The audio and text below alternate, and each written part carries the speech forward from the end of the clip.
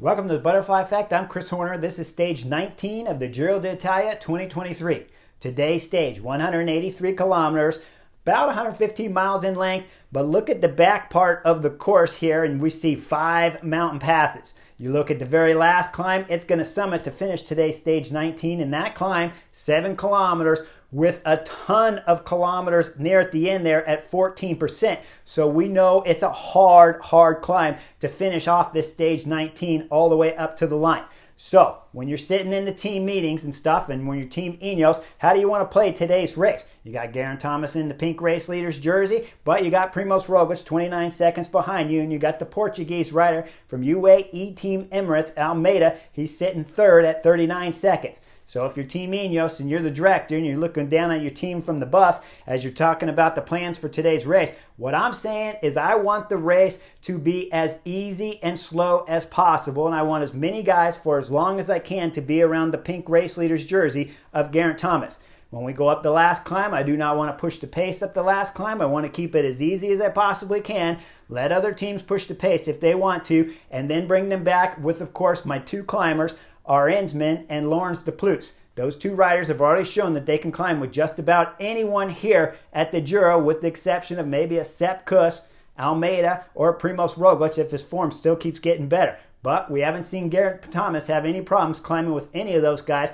So if you keep the race easy, when you come into the last climb, that means Garrett Thomas is still fresh. That means he can follow the attack from Primoz Roglic and stay on his wheel, finish today's stage 19, and go into the individual time trial with a 29-second advantage over the Slovenian if they don't take any time bonuses today. Now, if I'm Jumbo-Visma and my teammate is Primoz Roglic and I'm the director up there, and I think Primoz Roglic is on good form because he told me last night before he went to bed, I felt great in this stage 18. He woke up this morning, he said, "Coach, I feel great." He got in the bus, he said, "Coach, I feel great." He went to rode his bike over to Sign-On, he came back and he said, "Coach, I feel great."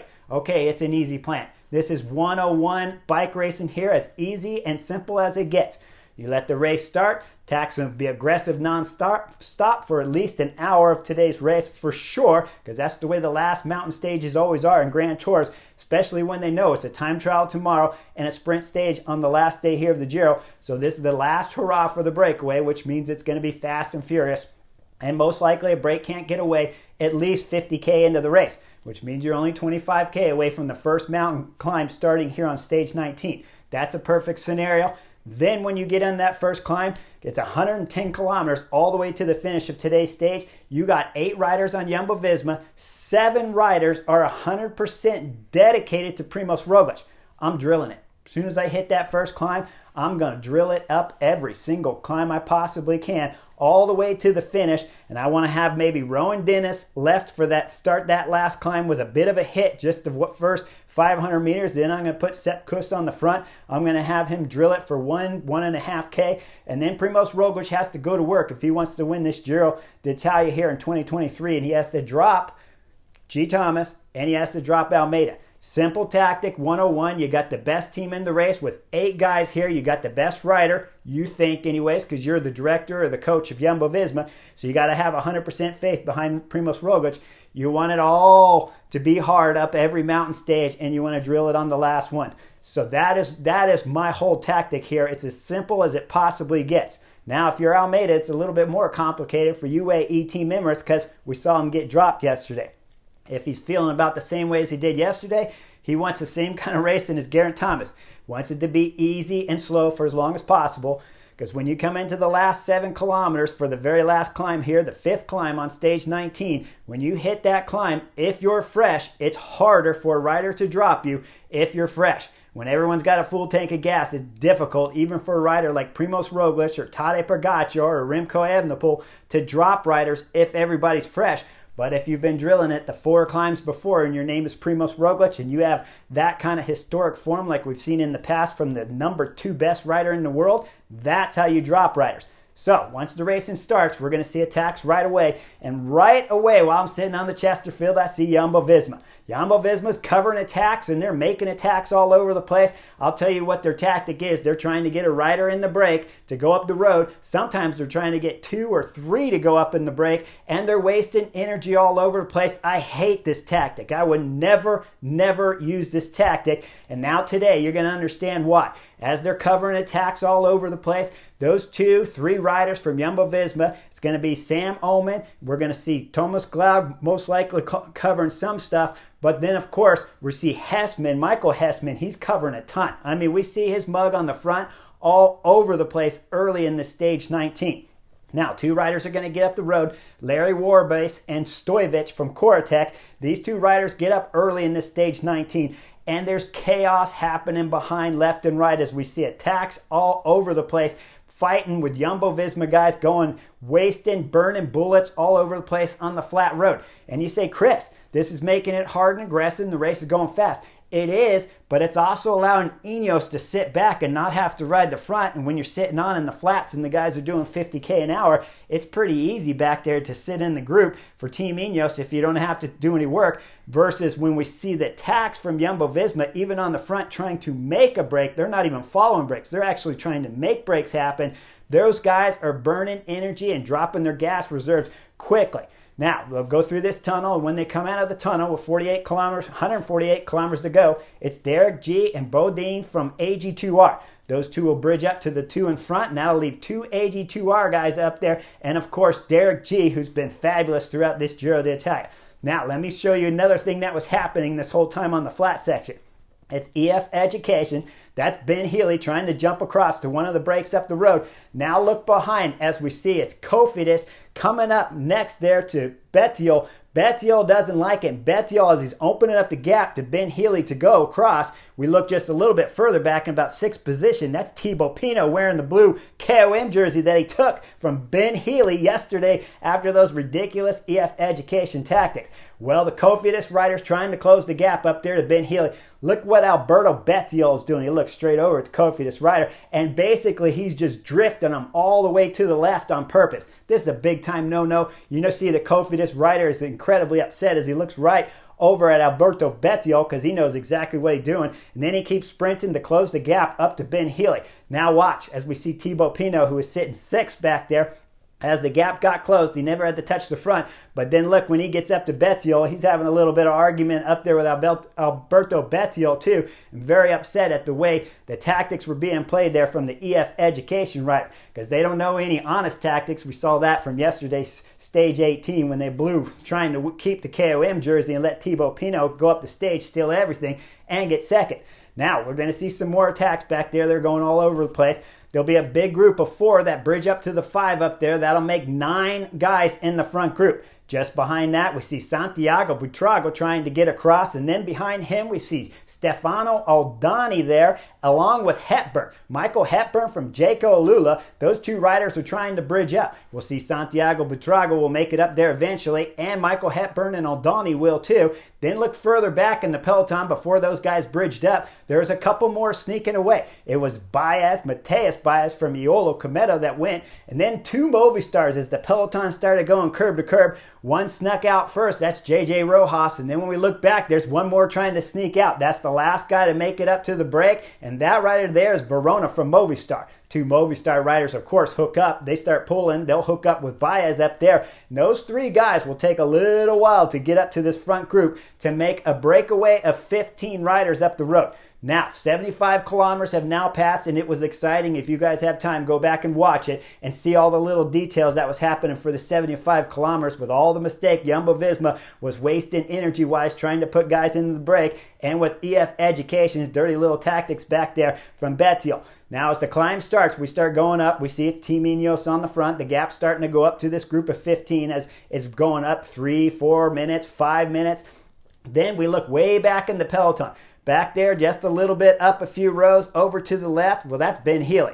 Now, all of a sudden, we'll see camera will go back up to the front. Ben Healy pops into the picture way down the lower part there on the right side as the EF Education rider. He's trying to get up the road. Now, he does have a teammate up there. That gap's at 5 minutes.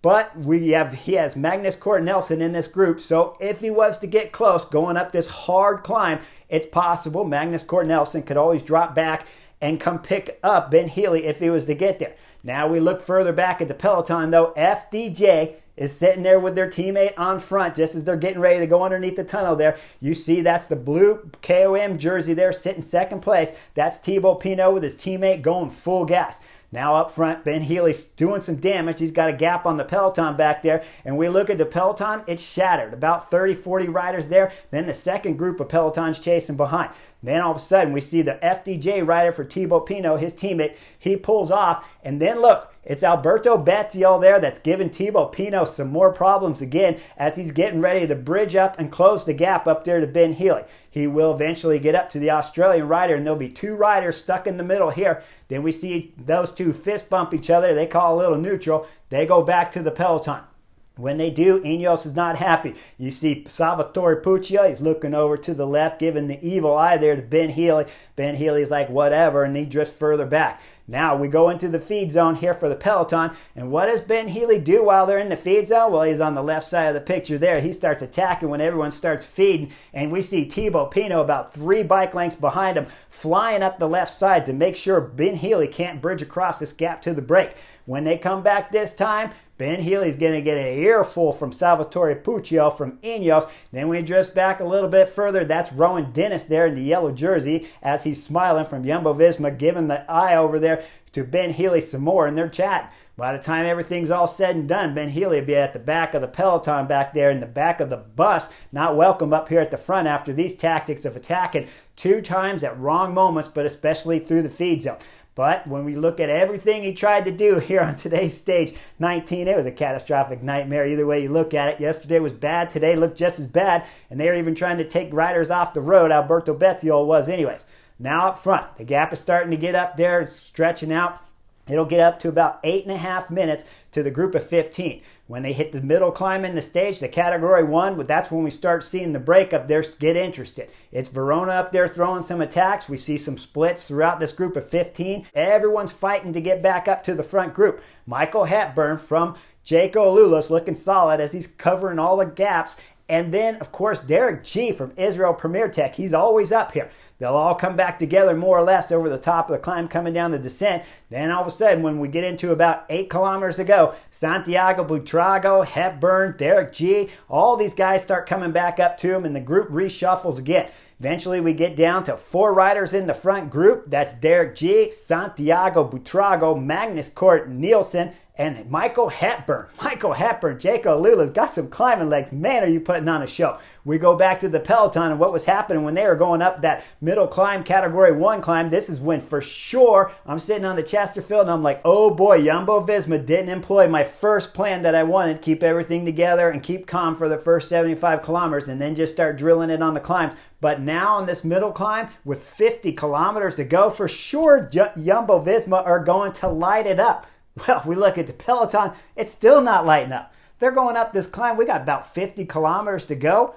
We've already gone over 2 categories climb. We're halfway up the middle category 1 climb here, and it's still going curb to curb back there. And we got Ben Swift on the front. Salvatore Puccio and Ben Swift, who are not climbers, are still on the front at this moment. I'm just sitting back like, man, what is happening? Does Primoz Roglic feel bad? He can't feel bad because they were trying to put their riders up the road in the break with 3 or 4 guys at different times early in this stage. He must be feeling good because if you were putting riders in the early break, the plan would be for Primoz Roglic to attack and come across to them at some point in time. So he must be feeling good. But we're going up this category 1 climb. Same thing, curb to curb. Nothing's happening whatsoever. Finally, it's Jayco Lulis puts 1 rider on the front for just a little bit of time to do some damage control because Santiago Buitrago's up the road and he's got an 8.5 minute gap on the peloton. So he's starting to threaten Eddie Dunbar's time from Jayco Lulis on the GC. So they'll pull a little bit. That'll cause a little bit of chaos. But in general, guys, Mark Cavendish is still in this group. Man, I could show you pictures from the back of the peloton, and Mark Cavendish is still in this front group. So how hard can they be going? Well, eventually we just see Ineos back on the front. Salvatore Puccio's doing a great job. They'll drop down the descent. They'll start the penultimate climb, and then we start seeing some action from the GC guys going up the penultimate climb. Let's fast forward and go up to the breakaway, though. That's just coming under 8 kilometers to go. This is when Derek G, Israel Premier Tech's going to throw an attack against Santiago Buitrago. See Santiago Buitrago sitting second. Derek G gets a little gap. He looks back. He's like, whoo, man, I got a little bit of gap. I'm going to probably hit this, and he does. Now, I think this is a good plan. We're getting ready to start the last climb with 7 kilometers to go. If Derek G could get a gap on Santiago Buitrago, that'd be a big help for him to be able to possibly win the stage away from the Colombian climber back there. Now, Santiago Buitrago's got 2 guys on his wheel. He's got Hepburn there, and he's got Magnus Cort Nielsen sitting on. When the climb starts proper, the last climb here with 7 kilometers to go, Santiago Buitrago's about 10-15 seconds behind Derek G. He'll dislodge Magnus Cort Nielsen, and then we'll see Michael Hepburn come off. Now it's a one-on-one chase. Now, I like the tactic with Derek G attacking when there's 3 guys back there, because maybe there could be a little bit of hesitation.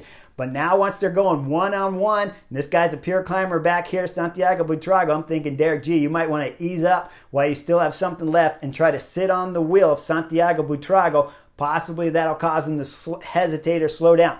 Instead, Derek G is going full gas, trying to take it all the way to the line. We see the Colombian rider from Bahrain Victorious, Santiago Buitrago, as he gets to about 1.5 kilometers to go. He's got Derek G in sight. Once he catches him, he hits the accelerator, and then all of a sudden, Derek G is going out the back. Santiago Buitrago will go full gas all the way to the line. He'll look back once, get everything adjusted that he needs to make a good picture, and then he'll cross the line, winning another Giro d'Italia stage, because he won one last year for Bahrain Victorious, as he picks a fine stage, the last mountain stage of the 2023 Giro.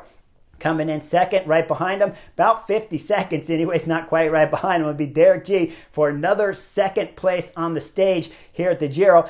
And he's second in the sprint competition and second in the KOM jersey when the Giro finishes up, most likely. Now, we go back to the GC favorites. What was happening? Well, we look with 20 kilometers to go. Primoz Roglic is changing his bike.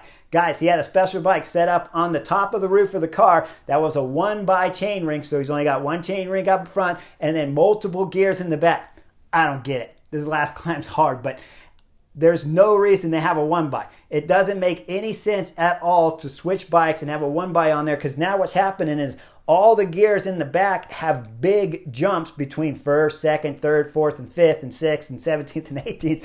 And all the gears back there, they have massive jumps. So every time you change the gear, it's going to be a real quick change to the pedal revolution.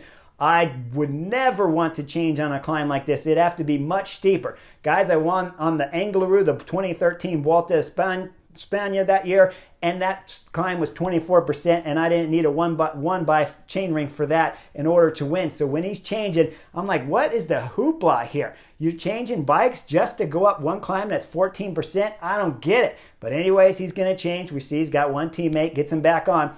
And then up front, all of a sudden, we see Ineos start doing some more hard tempo at the front as we start seeing the final sprinters coming out the back. That's Michael Matthews, Jaco Alula. He's lasted all the way into the penultimate climb with under 20 kilometers to go. So you know the pace wasn't going hard throughout this whole stage 19, with the exception of that first hour of racing on the flats. But with Michael Matthews pulling out right now, you know the pace is starting to pick up. We see Diego Ulisses there. He's coming out for UAE Team Emirates about the same time as the group up front's getting knocked down to about 20 riders up there. Ineos have 3 riders. Lawrence de Plus, they have Arensman, and of course G. Thomas in the pink jersey. Jumbo-Visma have Primoz Roglic, though, on the 1x chain ring, so don't worry, everything's in the right place that it needs to be if you're Jumbo-Visma. Now, with the pace up there from Ineos, they'll go over the top of the penultimate climb, drop down the descent. Then things start getting a little interesting as they come up into the final 7-kilometer last road stage climb here of the Giro 2023. They start the climb. We see right away it's Lawrence de Plus. Lawrence de Plus, who's gotten dropped, come back on. He's on the front of the group here, pulling hard with 3 Ineos riders. And now all of a sudden, with about 5 kilometers to go, this is when Jumbo-Visma sent Rowan Dennis to the front. Rowan Dennis is coming up the left side. He's going full gas, but Laurens de Plus is going full gas too. It's a drag race, guys. They're full-on drag racing each other. I'm thinking, Laurens de Plus, if you feel good, just back off and go ahead and sit on the draft there of the Jumbo-Visma rider, Rowan Dennis. Instead, though, Rowan Dennis blows after like 200 meters on the front max. And I'm thinking, what'd you come to the front for if you could only ride 200 meters? Well, Laurens de Plus, when he blew just a few meters after Rowan Dennis, so he pulls off. Now we see some bizarre tactics back there from our Insman. Our Insman comes up the right side of the group, gets a bit of a gap and looks back, and he doesn't have the pink race leader's jersey on his wheel. In fact, he doesn't have anybody. But you don't break the number one rule on the butterfly effect and leave your number one rider on your team while he's wearing pink at the Giro on the last mountain stage in the last 5 kilometers of the race. Our Insman, what are you doing up there? Well, you look over to the left, and who's coming up the left? That's Filippo Zana from Jaco Alula. When he's coming up the left, Eddie Dunbar, look at him. Eddie Dunbar's getting on the radio. He's going, no. Zana, we don't have to do anything here. We still got Sepp Kuss. We still got Jumbo-Visma's Primoz Roglic back here. The pink jersey's with me just in front. You don't need to be attacking, making the race any harder. So Filippo Zana backs off the throttle and comes back to the group. And then we'll see. It's Damiano Caruso, Bahrain victorious, that closes up onto our Insman. For what reason, I have no idea when you have Primoz Roglic in front of you and Geraint Thomas. So whatever he was thinking seems to be a knucklehead move, but there's been a ton of knuckleheads here on stage 19 because the racing has just really started at this moment from Rowan Dennis, who started it, but he only did 200 meters. Another knucklehead. Now, as we see, finally the favorites come back together. Our Insman's riding the front. All of a sudden, these paces start getting fast. We start seeing guys going out the back. Jay Vine has already gotten dropped. We start seeing some of the other favorites. Leonard Kamna from Bora Hansgrohe's coming out the back. Then all of a sudden, we're getting under 2 kilometers to go for the GC favorites. Look at Almeida. Almeida starts coming up the left side. He knows he's got nothing to lose. He's got a far distance from 4th place on the general classification, and he needs to make up some time on Primoz Roglic second and Geraint Thomas first. There, the Portuguese rider hops on the front with Almeida going full gas as we see all the Portuguese fan there running alongside of him with all the flags that draped around them. Now, Almeida does a solid job, keeps pulling and splits everything up, and he gets things down, but it's really Primoz Roglic that throws in the first big acceleration from the GC favorites. Geraint Thomas is directly on it, and Primoz Roglic will pull just under 1K to go. Then we see at 900 meters, he backs off. Almeida comes on. That's Caruso back there from Bahrain victorious. He gets on too. And then all of a sudden, at 450 meters to go, Geraint Thomas believes he can get time on Primoz Roglic. He starts accelerating at 450 meters to go. Got a solid gap at 300. The gap's still there at 2. At 150, that's right when Primoz Roglic starts coming up to the back wheel there of Geraint Thomas. And then Primoz Roglic, under 100 meters to go, throws in a massive acceleration. And look at the picture. He's getting ready to catch Magnus Cort Nelson just in front of him. That's for 3rd on the stage. Magnus Cort Nelson will beat Primoz Roglic to the line, but still helps out Primoz Roglic because the time is taken from Magnus Cort Nelson's time crossing the line now. So Primoz Roglic doesn't have to make up that 1-2 second gap of that bike length because Magnus Cort Nelson already crossed the line and he's on his wheel. Just behind, race leader in pink jersey, Geraint Thomas, who could have just sat on Primoz Roglic's wheel all the way up the climb, instead decided to try to gain some more time on the Slovenian. He blew, lost about a second and a half to Primoz Roglic's back wheel, but like I said, it's the time there of Magnus Cort Nelson, so they took 3 seconds off of G. Thomas's advantage over Primoz Roglic. Now when we start tomorrow's stage, Primoz Roglic only needs to make up 26 seconds in the individual time trial. That's 8.5 kilometers of climbing at the end of the stage. Behind those 2 riders, we'll see Almeida came through. He lost a few more seconds there to the 2 race leaders in front of him. And then we start seeing different things. Okay, Caruso came through solid, but Eddie Dunbar got dropped earlier in this climb, and now he'll lose a place on the general classification too, as the Jaco Alula rider had to fight to get himself up to the line without losing too much time and staying, of course, in the top 5 of the general classification. Now, when we start thinking about tomorrow's stage, can Primoz Roglic win? Of course, he can make up 26 seconds, but Geraint Thomas has to look like the favorite to win the Giro d'Italia with just a 19-kilometer TT, 8.5 kilometers uphill. If he can hold it all together and be solid, he'll win himself a 2nd Grand Tour of his career here at the Giro d'Italia. And Primoz Roglic, Well, the crashes, the beating he's taken throughout this first week has starting to get better. He says his legs are feeling better and better, so he still has a chance in tomorrow's individual time trial to win the pink jersey here at the Giro d'Italia. Make sure you guys like and subscribe. There was knuckleheads all throughout this race. EF Education, your knucklehead. Jumbo-Visma, those were the worst tactics you could have possibly employed here on today's stage 19, the last mountain stage of the Giro. Not EF Education, sorry, but Team Ineos. You guys were solid all day, but I don't understand on the last two climbs why you guys pushed it so hard when you didn't have to. Wasn't your deal to push it, and you almost brought back the breakaway to allow Primoz Roglic to even get time bonuses on today's stage. So I don't like your tactics. Loved them all the way up to the penultimate climb, but after that, didn't see much reason to make the pace any harder than it had to be. So you guys are knuckleheads too. UAE Team Emirates, you guys had a solid ride, no problems there, looked fantastic, and a lot of your guys were coming off like Jay Vine, Brandon McNulty, but Almeida stayed solid, just lost a few more seconds up there to the two riders in front of him, so I'm good with that. A lot of tactical mistakes on today's race, but we got an individual time trial tomorrow, so they better get it all right for tomorrow's stage 20 of the Giro if Jumbo-Visma won't be able to win with Primoz Roglic. Like and subscribe. I'll see you guys real soon.